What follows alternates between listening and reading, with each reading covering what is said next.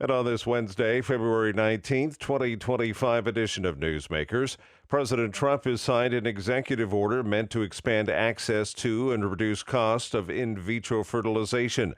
On the campaign trail, Trump called for universal coverage of IVF treatment after the U.S. Supreme Court overturned Roe v. Wade, leading to a wave of restrictions in Republican-led states, including some that have threatened access to IVF by defining life as beginning at conception. Trump said he thinks women and families' husbands are very appreciative of his executive order on IVF, which offers a possible solution when a woman has trouble getting pregnant.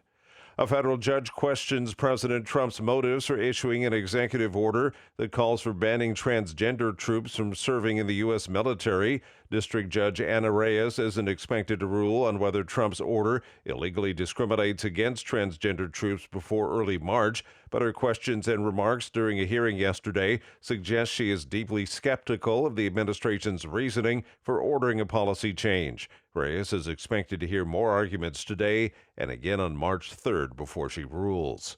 Catholic bishops are suing the Trump administration over its abrupt halt to funding of refugee resettlement, calling the action unlawful and harmful to newly arrived refugees and to the nation's largest private resettlement program. The U.S. Conference of Catholic Bishops says the administration is withholding millions of dollars even for reimbursements of cost incurred before the sudden cutoff of funding. The suit says this violates various laws as well as the constitutional provision given the power of the purse to Congress, which already approved the funding. The conference's Migration and Refugee Services has sent layoff notices to 50 workers, more than half its staff, with additional cuts expected in local Catholic charities' offices. Italian Premier Giorgia Meloni has visited Pope Francis in the hospital and says he's alert and responsive and full of good humor despite his pneumonia. Lawrence Brooks reports. In a statement issued by her office, Meloni said, "We joked around as always. He has not lost his proverbial sense of humor." Her visit marked the first confirmed outside visitor known to have called on the Pope beyond his secretaries and medical team since his hospitalization Friday.